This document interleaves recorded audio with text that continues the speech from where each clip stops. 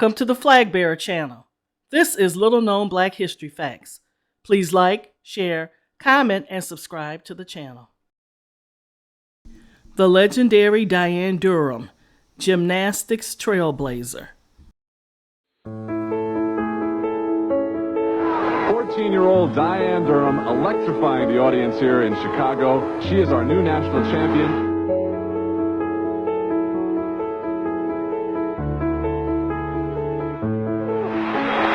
It is Dianne Durham Day here at the Pavilion in Chicago. You are having too much fun. You're on your way to your first championship. It looks like you're almost there. How does it feel? Feels pretty good. All I have to do is hit floor now.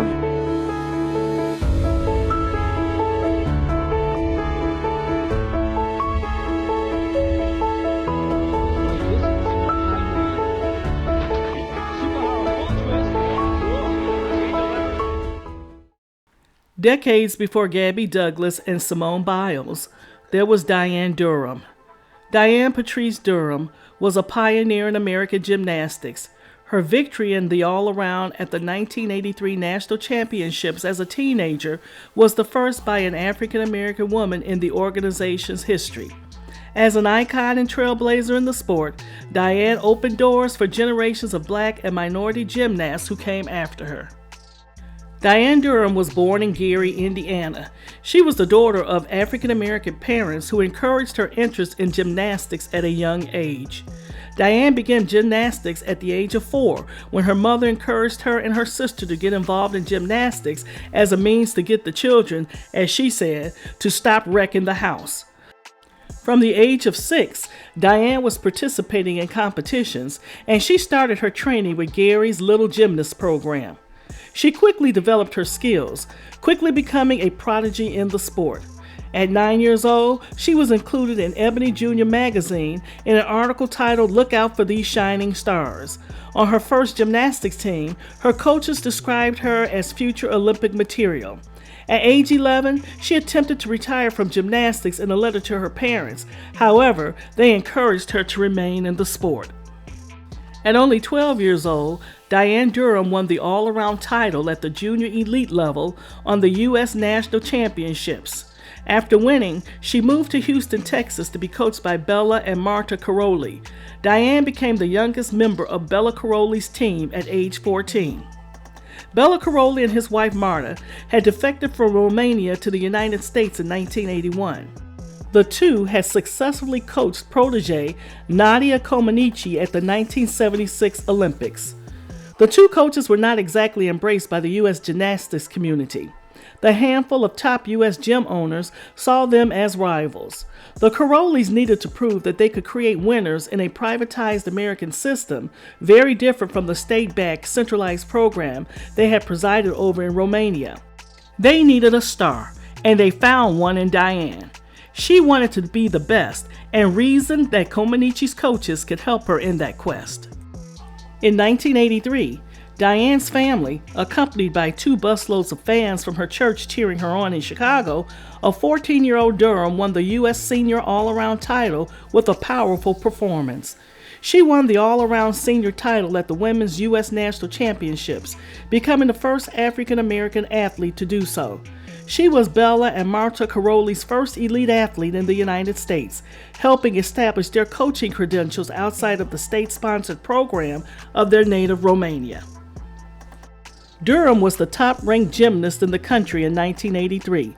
She was the first American woman to successfully execute a full twisting layout Sukahara on vault, which won her the national vault title in 1983. She also won the uneven bars and floor exercise titles that year. Durham combined strength and ballet dancer grace in a way few gymnasts in the world did at that time. Dianne was an unbelievably powerful gymnast. Durham said later that despite these historic achievements, she was most concerned with them as part of her road to the Olympics, which was her ultimate goal.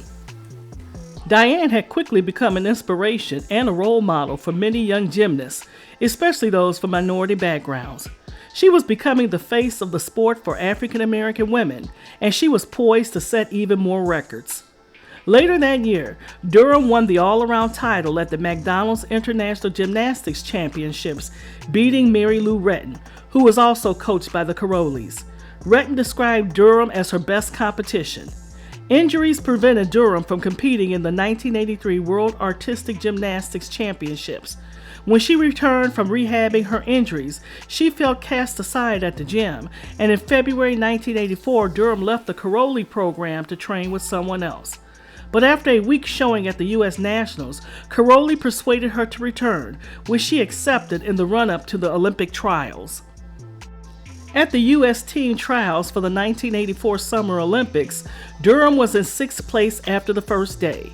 Competing for one of 7 slots, she was expected to make the team and become the first black gymnast to compete for the United States at the Olympics.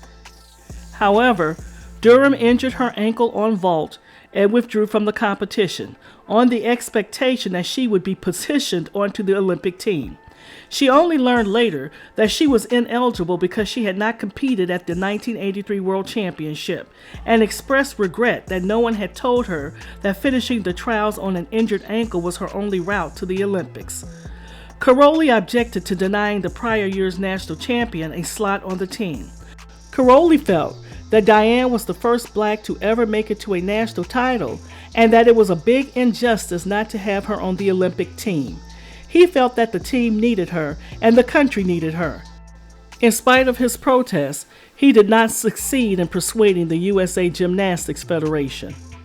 After that, Durham retired from competition in 1985 at 16 years old.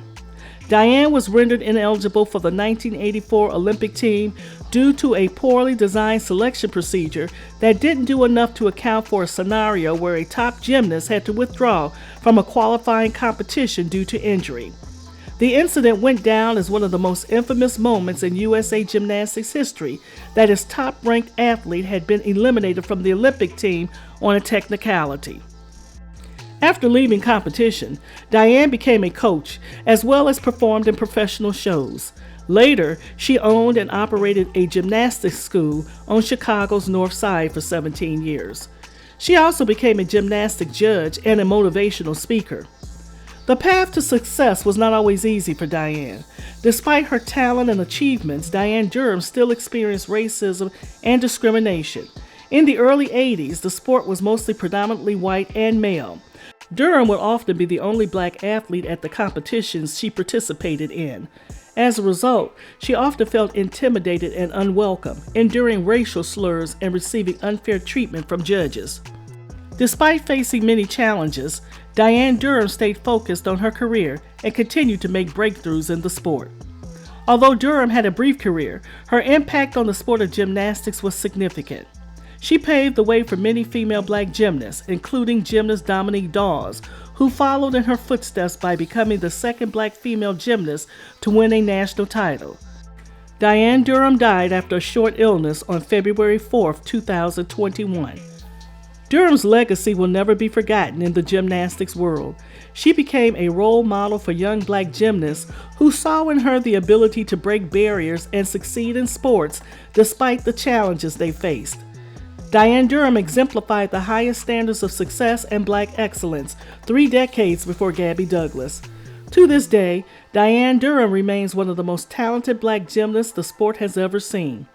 In 2015, she was inducted into the Indiana Gymnastics Hall of Fame. In 2017, she was inducted into the U.S. Gymnastics Regional Hall of Fame. And in 2021, she was posthumously inducted into the USA Gymnastics Hall of Fame. The story of Dianne Durham is a story of determination, hard work, and persistence. It is a story of overcoming obstacles and of breaking barriers. Dianne Durham will always be remembered as the first African American woman to win the national title in gymnastics in the United States. Her legacy as a pioneer and role model will continue to inspire future generations of black athletes.